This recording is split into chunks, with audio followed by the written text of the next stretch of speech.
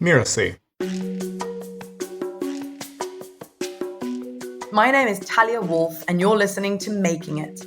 I run a business called GetUpLift, and we help high-growth companies all over the world optimize their websites to drive more sales, more conversions, and more leads. Jumping out of an airplane is an incredible experience, and a lot of people ask me, what's the best part? Is it maneuvers that you do while you're free falling? Is it flying the canopy? For me, it's actually the few seconds of actually jumping out of a plane. There's something about that moment that shuts off everything. There is no way, there's no possibility your brain cannot think about anything else but that jump, but what you're doing. And these days of who I am now, I can stay in the moment. I can appreciate the moment. But a lot of the times, especially as an entrepreneur, and this still happens to me a lot, your brain gets flooded. You've got so much going on. You've got so many challenges and so many roadblocks and so many things you have to think about.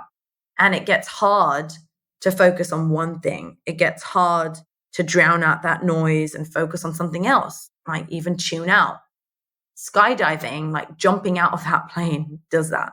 It just silences the world. There's nothing but the air and you. And that is an incredible feeling.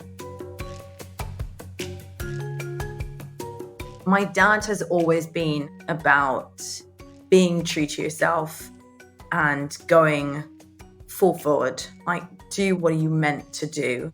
I got my first job when I was 9, and it's always been through my dad, who's encouraged us to do that. When I was 14, I was working a lot. So it's always been about going out there and getting what you need. And even in nursery or preschool, where I would rally kids together and put on things together and basically work on achieving stuff, whether if it's because we wanted to eat something certain, or if we wanted to play something, or if we wanted to, at school specifically, we were trying to get rights for handicapped people. And basically I got an idea and I said, okay, here's how I want to make this happen. Here's how we're going to do it. And rallied a bunch of people around, and we protest. I think I was like 12, maybe 11. We protested it and we worked on it and we made it happen. Sometimes it didn't always pan out, but that was part of it, part of trying and failing. But with that specific thing, it did work. It took me getting pregnant for the first time to realize that I'm ready to open my own business. I don't think I really understood what it meant entirely. But when I was 6 months pregnant, I finally said, okay, I'm quitting and I'm starting my own company, which is GetUpLift. So I said, okay, I've got 3 months to get this business running, because then I'm going to have a baby and I'm not going to be able to work. So what is my quickest path and what's the best way to go about it? So I took everything that I did and learned in the past 10 years and turned it into a course, into the emotion cells, and worked for 3 months. That's all I focused on. I didn't bring in any clients. All I worked on was this course, and I launched it and I sold it. It was probably one of the best launches we've had till this day. And it was incredible.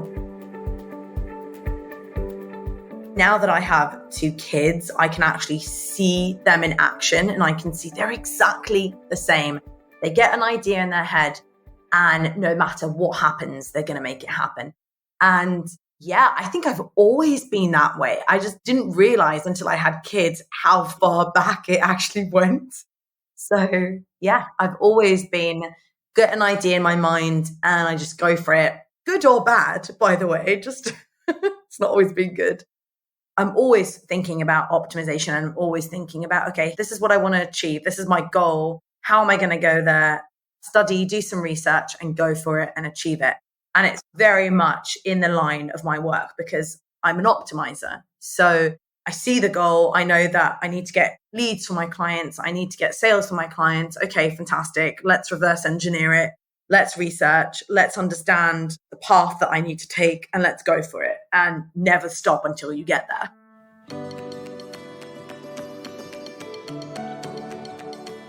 In 2015, I got invited to speak at Unbounce at Call to Action Conference, and that was the biggest event I'd done till then.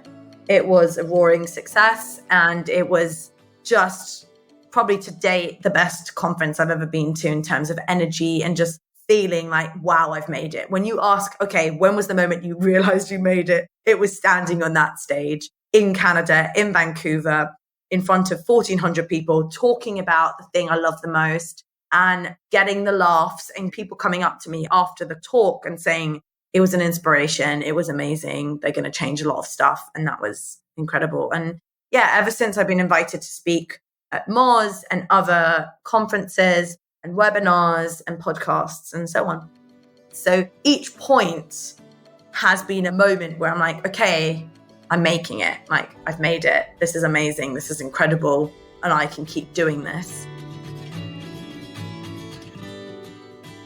I think that it's very toxic to see how people talk about entrepreneurship and founding companies and startups, the way it's been spoken about and the things that people are encouraged to do.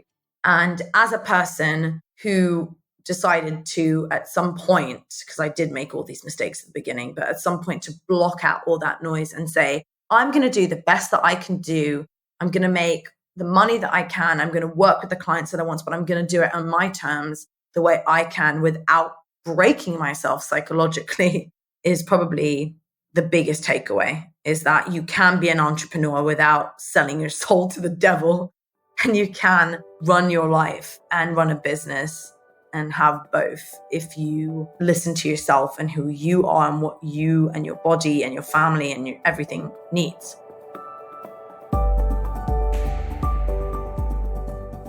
When we started out, we were working with different clients, trying to test different things and trying to optimize things without a real clear understanding and strategy. And it was when I lost a $100,000 client that I understood the missing piece. And the missing piece was understanding how people make decisions. It was understanding the psychology behind taking action. And when I started digging into that and devouring books about psychology and behavioral economics and basically how people make decisions, how our brain works, and where emotion, and that's the most important thing, where emotion comes in, understanding the emotions that impact us, that was the biggest part. So the opportunity of actually losing a very big client opened a new world for me that designed an entire new process that I've been using it ever since. And it is the reason we do so well for our clients. It is the reason companies hire us, because we know what we're doing and we know how to do it really well. I'm Talia Wolf, and you've been listening to Making It. You can find me on Twitter at TaliaGW, or you can find me at my website, GetUpLift.co, where you can find all of our free resources and free courses. Making It is part of the Mirasee FM network, which also includes Course Lab and Just Between Coaches. This episode of Making It was assembled by Jeff Govertson. Cynthia Lamb produced the episode, and Danny Eny, that's me, is our executive producer. So you don't miss the great episodes that are coming up on Making It, go ahead and follow us on Apple Podcasts, Spotify, or wherever you're listening right now. And if you like the show, please leave us a starred review. It's the best way to help us get these ideas to more people. Thank you, and we'll see you next time.